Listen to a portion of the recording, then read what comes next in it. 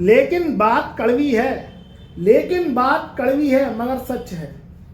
राहु के 3 कालखंड और धनु राशि वालों का सफरनामा।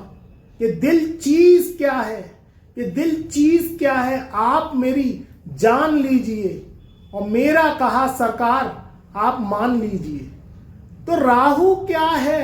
3 कालखंडों में बंधा हुआ वो प्रेमी है जो प्रेम करता भी है, मगर कहीं रुखसत और रुसवा उसने कर दिया तो बीच चौराहे पे बदनामी करता भी है। तो दिल चीज क्या है आप मेरी जान लीजिए और सरकार मेरा कहा जरा मान लीजिए।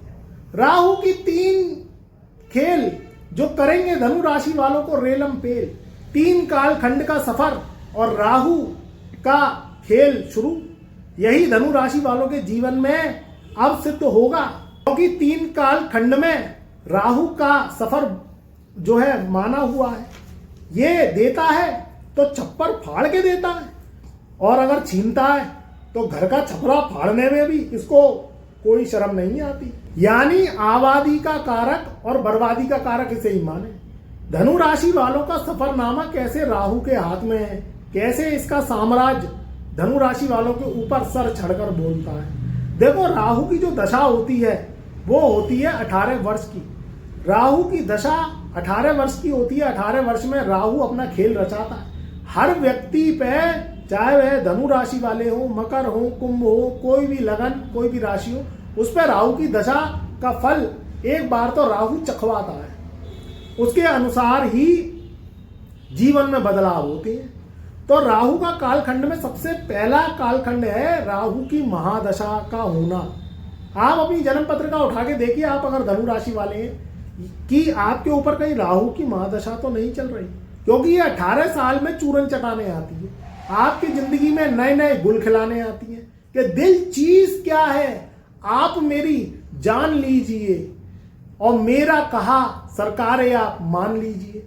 तो इसके लिए दिल कुछ नहीं है, ये तो जान के लाले भी कर देता है, क्योंकि ये क्या है, खेलता है कुर्बत से, और इसकी कहानी बड़ी विचित्र होती है। तो यहां गुल में गुल खिलाए तो गुल क्या निकले, और जिंदगी में अगर भूचाल आया तो जिंदगी सुनामी बन गई। धनु राशि वाले जब धनु राशि वाले पहले कालखंड में जो है आते हैं राहु की महादशा में, तो सोचते कुछ और है, होता कुछ और है, करते कुछ और है, निकलता कुछ और है। बोया था सेब का पेड़, बोया था हमने सेब का पेड़ और निकले आया बबूल। तो यानी बोए थे बीज किसके, सेब के, और बबूल का पेड़ निकले आया। तो बड़ी चौंकाने वाली बात हो गई कि नहीं। यही राहु की माया है। राहु धुंध धुआं का कारक है, राहु ट्रिकों का कारक है, चुस्त चालाकी, ट्रिक, और जिंदगी में अगर बार बार मिलता है धोखा, बार बार उठानी पड़ती है जिल्लत की जिंदगी, तो ये राहु की माया के ही अंतर्गत आता है।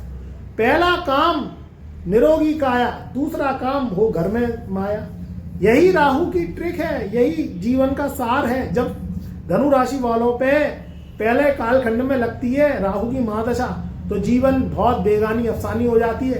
कर्ज का बढ़ जाना, व्यापार में बार बार नुकसान, कारोबार बंद हो जाना, घर प्रॉपर्टी बिक जाना, और पैसा आंधी की तरह आना और तूफान की तरह चला जाना। ये सब राहु के कालखंड में होता है जब राहु की महादशा धनु राशि वालों पे लगती है। अगर राहु मजबूत हुआ, पावरफुल हुआ, कुंडली में जो है राजयोग बनाता हुआ, तो नई प्रॉपर्टी के योग, नया वाहन खरीदने के योग, विदेश यात्रा घूमने के योग, परिवार में जो है उन्नति तरक्की के योग ये बनाता है। मगर राहु की पोजीशन इसमें जन्म कुंडली में आपकी अच्छी होनी चाहिए। दूसरा कालखंड जो निकल के आता है इस वर्ष जब 2025 में राहु जो है राशि परिवर्तन करेगा 18 मई सन 2025 को। तो क्या ये गुल खिलाएगा? देखो, राहु का खेल बड़ा निराला है। ये क्या है, कब खेल खिलाड़ियों के खेल जाए, कब आपको जो है भीम बना दे, कब आपके जीवन में रंजो गंज कर दे, तो इसकी माया तो भैया यही जाने। और अगर दिक्कत परेशानी देने पे आ जाए तो इसके कष्ट झेले नहीं जाते, और ग्रहों के कष्ट झेल लोगे मगर इसके कष्ट झेले नहीं जाते। तो हम कहते हैं हे राहुदेव क्षमा करो और हमारी गलतियों को माफ करो और हमारे जीवन में धन धान उन्नति मान प्रतिष्ठा दो, क्योंकि धनु राशि वाले अब परेशानी की जिंदगी झेल झेल के परेशान हो गए। तो यहाँ चौथे घर से निकल के 18 मई सन 2025 को राहु देव आएंगे तीसरे घर में। तीसरे घर का जब राहु 18 महीने बाद आएगा तो ये क्या करेगा? देखो तीसरा घर क्या है? मेहनत का पसीना है। आपने मेहनत करी, उसमें से निकला पसीना और वो बूंद गिरी तो तीसरे घर से गिरी। दूसरी बात निकल के आती है आपका नेटवर्किंग क्षेत्र। भाई एक व्यक्ति को तो कोई जानता ही नहीं कि वो किस कोने में बैठा हुआ है, और एक व्यक्ति को घर बैठे से ही दुनिया जान रही है।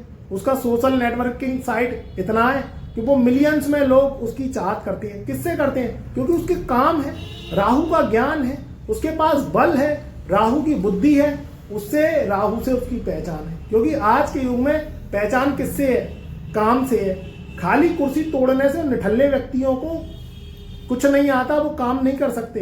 तो वहां राहु की उत्पत्ति नहीं है। जो मेहनत कर रहा है, परिश्रम कर रहा है, बल लगा रहा है, अपनी ट्रिकों को आजमा रहा है और टेक्नोलॉजी से जुड़ा हुआ है, उसकी पहचान है, समाज में मान सम्मान है, देश विदेश में उसकी ख्याति है, पैसा है। तो यहाँ राहु जब 18 महीने बाद तीसरे घर में आएगा तो धनु राशि वालों की को एक नई पहचान, नेटवर्किंग क्षेत्र बढ़ेगा, उनकी सोशल मीडिया पे पावर बढ़ेगी, जीवन में ज्ञान बढ़ेगा, उन्नति बढ़ेगी और विदेशों से लाभ। क्योंकि राहु को विदेश का कारक माना गया है, राहु को ससुराल का कारक माना गया है, राहु को चुस्त चालाकी कारक माना गया है, राहु को टेक्नोलॉजी, साइंस, केमिकल्स, दवाइयों के जो रसायन होते हैं उसका रूप माना गया है। भाई राहु क्या है? राहु कलयुग है। कलयुग है तो राहु है, कलयुग नहीं है तो राहु नहीं है। हम सतयुग की बात करें, हम त्रेता की बात करें, हम द्वापर युग की बात करें, तो वो बात करने से कोई फायदा नहीं है, क्योंकि हम जी तो कलयुग में ही रहे हैं। भाई सतयुग में तो जी नहीं रहे। आज के समय में गैस की रोटी खा रहे हैं, चूल्हे की रोटी कोई खाता नहीं। स्कूटर, मोटरसाइकिल और गाड़ियों में चलती हैं, बैलगाड़ी पे तो कोई चलता नहीं। पहले खेचू से पानी पीते थे, आज समरसेबल जेट पंप है, तो हम कुएं से तो पानी पीते नहीं। तो यहाँ क्या है? चलती हुई आंधी, चलती हुई तूफान, चलता हुआ आदमी और कर्मशील व्यक्ति को लाखों करोड़ों लोग पूजते हैं और पूछते हैं, और खड़े हुए व्यक्ति, खड़ी हुई जल, खड़ा हुआ पर्यावरण, उसको कोई नहीं पूछता। भाई आप पार्क में जाते हैं तो वो क्या जाते हैं? आप जाते हैं ऑक्सीजन लेने, और पार्क में सारे पेड़ पौधे गायब कर दो और बस मैदान ही मैदान बना दो। वहां आंधी आंधी चल रही है, कौन जाएगा? तो क्या धूल खाने जाओगे कि धूल सूंघने जाओगे? कोई नहीं जाएगा। तो क्या होता है? पूछ किससे है? पूछ है कर्मों से। तो राहु क्या है? कर्मों का कारक है, ट्रकों का कारक है, टेक्नोलॉजी। जो टेक्नोलॉजी में महारत वैज्ञानिक हुए, आज भी हम लाइट प्रयोग कर रहे हैं। जो जिन्होंने मोबाइल बनाया, आज भी हम मोबाइल प्रयोग कर रहे हैं। जो 4G, 5G, 6G लेके आ रहे हैं, उनकी पूछ है। तो टेक्नोलॉजी की पूछ है, टेक्नोलॉजी से ही पहचान है। तो ये राहु के अधीन आता है, जो दूसरे कालखंड में आता है, जब धनु राशि वालों के 18 मई सन 2025 से राहु तीसरे घर में प्रवेश करेंगे। यहाँ टेक्नोलॉजी, नेटवर्किंग क्षेत्र बढ़ेगा, विदेशों से लाभ होंगे। घर परिवार में थोड़ा सा माहौल किसका रहेगा? राजनीति का, क्योंकि राहु राजनीति का कारक है। तो जो लोग राजनीति में जा रहे हैं, बाहर की राजनीति की बात कर रहा हूँ मैं, घर की राजनीति की बात नहीं कर रहा हूँ, वो तो करना ही बेकार है। क्योंकि राजनीति करोगे तो घर में सारे रिश्ते खत्म कर देना। घर में चलता है प्रेम, और घर में तुमने राहु की राजनीति अपनाई तो फिर रिश्तों में कोई मायने नहीं रहते। तो बाहर की राजनीति अगर जो करने के इच्छुक हैं, मंत्रिमंडल में उनको कहीं ना कहीं पोस्ट मिलेगी, मंत्री बन सकते हैं, पॉलिटिक्स में जा सकते हैं, चुनाव लड़ सकते हैं। किसी भी रूप में अगर आप पॉलिटिक्स को ज्वाइन करेंगे और आपका राहु कुंडली में बलवान है तो आपके लिए समय बहुत अच्छा है। जो तीसरा कालखंड राहु का होता है वो होता है 18 वर्ष का, जब राहु एक घर से पूरे घर को गिनता हुआ हर 18 महीने में पूरा चक्कर लगाता है, तो 18 वर्ष का कालखंड राहु का होता है। ये भी बड़ा अद्भुत होता है। भाई एक घर यानी मीन राशि से अब राहु महाराज निकलेंगे और वह कुंभ राशि में प्रवेश करेंगे, तो ये पूरे 18 वर्ष बाद आ रहे हैं। यहाँ जो पक्ष है वो दैत्यों का पक्ष है। दैत्य 4 ग्रह हैं, वैसे तो 5 ग्रह हैं, मगर वो बिन पेंदी का लोटा है, तो उसको हम बाद में डिस्कस करेंगे।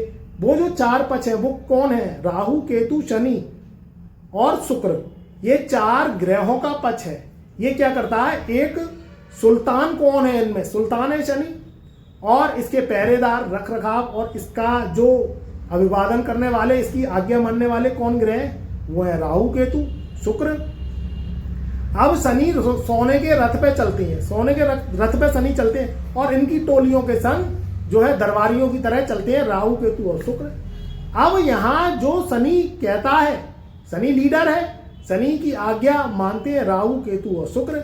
इसके अकॉर्डिंग ही आपको शुभ और अशुभ फल प्राप्त होते हैं। जिसकी कुंडली में शनि बलवान वो राजा के समान जिंदगी जीता है, मगर मेहनत के बाद ही शनि देते हैं। पुरखों की दौलत, अपनी कमाई हुई संपत्ति, भूमि भवन जागीरों का मालिक, एक अनेक वाहनों का मालिक, सुख संपन्नता, नौकर चाकरों का सुख, घर में सोना जेवर और कैश जितना ज्यादा शनि उसका उतना बलवान। भाई अच्छा शनि तो यही देता है। और जो शनि खराब होगा तो उसका दूसरा रूप निकाल दो, कर्जे की स्थिति बनी रहेगी, नौकरशाही व्यक्ति जिंदगी जीता है, आमदनी अठन्नी और खर्चा रुपया। हमेशा अगर मान के चलो उसकी जेब में 1000 रुपये पड़े हैं और अगर उसने 400-500 रुपये खर्च कर दिए, पूरा घर थरथराता है, जाता है, हिल जाता है, भूचाल आ गया। अब सोचता रहेगा वो कि अब पैसा कैसे आएगा। भाई वो भी क्या करे, गरीब किसने बनाया, ग्रहों ने, अमीर किसने बनाया, ग्रहों ने। शनि क्या है, दैत्यों का साथ देता है। शनि क्या है, जो है देवताओं का साथ देता नहीं, मगर कलयुग में पूजा उसी की होती है। तो यहाँ क्या है, जब 18 वर्ष बाद शनि के घर में राहु देव प्रस्तुति करेंगे तो धनु राशि वालों के जीवन में बदलाव तो होगा। तो तीसरे चरण का बदलाव होगा। यहाँ शनि 18 वर्ष में जब राहु महाराज के घर में प्रवेश करेंगे तो आपको जो भी काम करें सोच समझ के करें।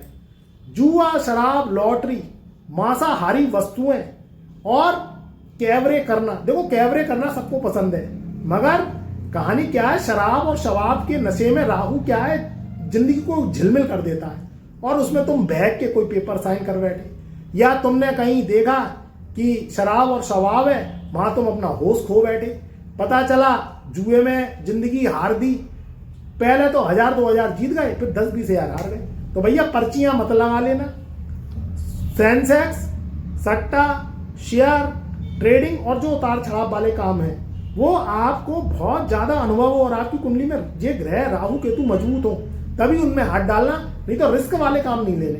भैया रिस्क लेने का भी एक समय है, रिस्क जीत दिला देती है तो हार भी करारी होती है, तो जो है बहुत ज्यादा दिक्कत होती है। रिस्क वाले काम नहीं करने, भूमि भवन के काम करें, सोच समझ के करें, राहु की ट्रिकों से चलें। ज्यादा दिक्कत परेशानी आ रही है तो फिर अपनी कुंडली विश्लेषण पर प्रकाश डलवाएं, क्योंकि आप काम तो बड़े बड़े कर बैठते हैं, बड़े बड़े सपने देखते हैं, फ्लाइट में जाना चाहते हैं, विदेश जाना चाहते हैं, नई प्रॉपर्टी खरीदना चाहते हैं, गाड़ी लेना चाहते हैं, ईएमआई की लोन लेना चाहते हैं, मगर आप कहीं ना कहीं अगर भटक जाएंगे तो फिर जो है ये राहु बहुत बड़ी मार देता है। आपकी जिंदगी को नेस्त नाबूद और कर्जदार बनाते हुए भी देर नहीं लगती। तो सपने वो देखें जो पूरे हों, अनगिनत और अवसाद वाले सपने ना देखें। इश्कबाजी कहीं ना कहीं आप जो है ध्यान रखें अपने स्वास्थ्य का, तो ये समय अच्छा रहेगा। परिवार से मेल जोल बना के रखें। घर की राजनीति से बचें। धनु राशि वाले जब घर की राजनीति में आ जाते हैं तो हारा हुआ महसूस करते हैं। घर की राजनीति से बचें। राजनीति का क्षेत्र बहुत अच्छा रहेगा, पॉलिटिक्स में जाने के योग रहेंगे, विदेशों में जाने के योग रहेंगे, मगर जो भी करें बहुत ध्यान से करें, सोच के करें, समझ के करें। और ज्यादा परेशानी आ रही है तो रिस्क ना लें, पर अपनी कुंडली विश्लेषण करवाएं, उपाय करें राहु केतु शनि के, और कुंडली से निकले हुए जो उपाय हैं वो करें जिससे ये शांत हो और आपके जीवन में सुख का आवासी बनाए। खुश रहें, आबाद रहें। कमेंट में जय राहुदेव अवश्य लिखें। आप तो मेरा प्यार, मेरा आशीर्वाद आपकी सदा साथ रहे।